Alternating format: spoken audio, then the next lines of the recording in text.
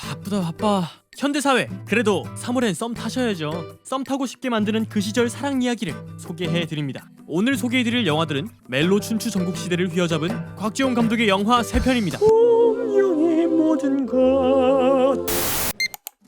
먼저 소개해드릴 영화는 멜로 퀸이라 불리는 손예진을 탄생시킨 영화 클래식입니다. 영화 클래식은 개봉 당시 한석규의 4년 만에 복귀작인 이중 간첩, 이연걸, 양조위의 영웅, 권상우, 김하늘의 동갑내기 과외하기 등의 쟁쟁한 경쟁작들이 즐비하여 흥행 성공은 불가능하다 라는 의견이 지배적이었다고 하는데요. 그러나 관객들의 입소문이 커지면서 그해 3월 말까지 장기 상영되는 등의 롱런을 하면서 꽤나 괜찮은 성적을 기록하고 관람객 평점 무려 9.79점을 기록했습니다. 그리고 손예진은 극중 1인 2역의 연기를 하며 대종상과 백상예술대상에서 신인상을 수상했습니다. 자, 그럼 많은 이들의 심금을 울린 영화 클래식의 내용을 알아보겠습니다. 대학생 지혜는 친구와 함께 같은 대학 연극부 선배 상민을 짝사랑하고 있는데요. 지혜는 새로 이사온 집에서 우연히 엄마가 간직한 상자 속 편지들을 보게 됩니다. 그런데 엄마의 젊은 시절 연애사가 적혀있는데 이 이야기는 엄마의 고등학생 시절부터 시작됩니다. 어느 여름날 시골 외삼촌 집으로 놀러온 준하는 국회의원의 딸 주희를 만나게 됩니다. 그리고 한눈에 반하는데요. 이 둘은 동갑으로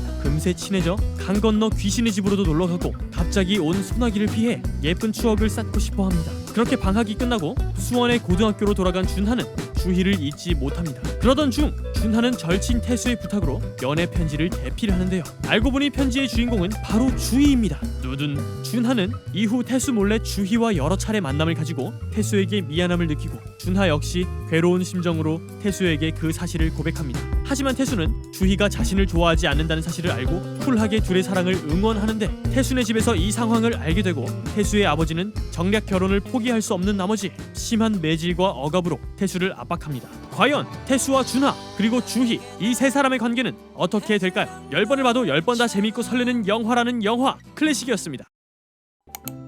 이번에 소개해드릴 영화는 한국 로코 영화의 전설로 불리고 있으며 전지현, 차태현 그리고 곽재용 감독을 출세하게 만든 작품 엽기적인 그녀입니다. 엽기적인 그녀는 1999년 당시 대학생이던 견우 74라는 아이디를 쓰던 네티즌이 PC통신 나우누리 유머란에서 연재하던 동명의 남녀 대학생의 러브스토리를 다룹니다. 특히 영화는 작가가 PC통신에 올린 글을 원작으로 만들어서 영화의 전반적으로 통신체가 그대로 나오는데요.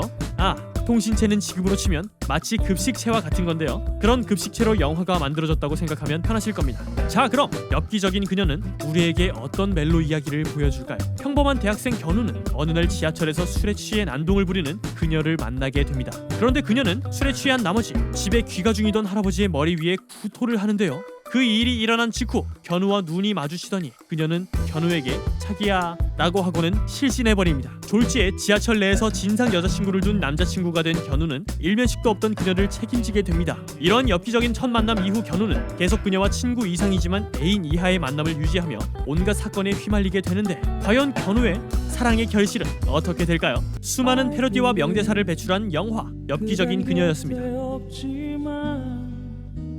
이번에 소개해드릴 영화는 엽기적인 그녀의 엄청난 흥행에 힘입어 다시 만난 곽지용 감독과 전지현 주연의 로코 영화 내 여자친구를 소개합니다 인데요. 영화의 제목이 너무 길어서 여친소라고 불리기도 한답니다.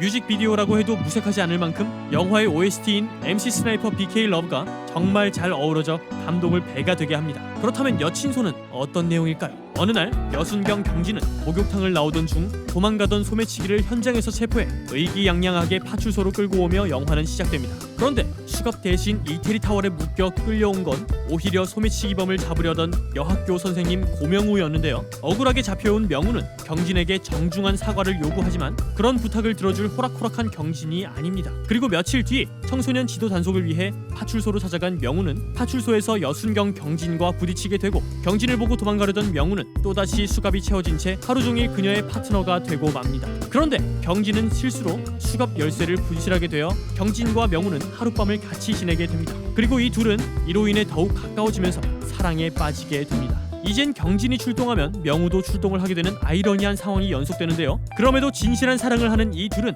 함께 여행도 다니고 범죄 현장도 다니는 그런 연애를 계속합니다. 그러던 중 경진은 탈옥수와의 위험한 추격전을 벌이게 되고 평소와 다른 불안감으로 명우 또한 경진을 찾아 그 현장으로 출동하게 되는데 과연 이 둘의 연애는 어떻게 될까요? 뒷이야기가 궁금하신 분들이라면 보고 또 보고 다시 봐도 예쁜 전지현과 지금 봐도 멋진 장혁의 여친소를 케이블 TV VOD로 만나보세요. 오늘 소개해드린 썸 타고 싶게 만드는 그 시절 사랑 이야기 영화들 어떠셨나요? 영상이 마음에 드셨다면 좋아요와 구독 부탁드릴게요. 그럼 다음 영상에서 만나요. 구독!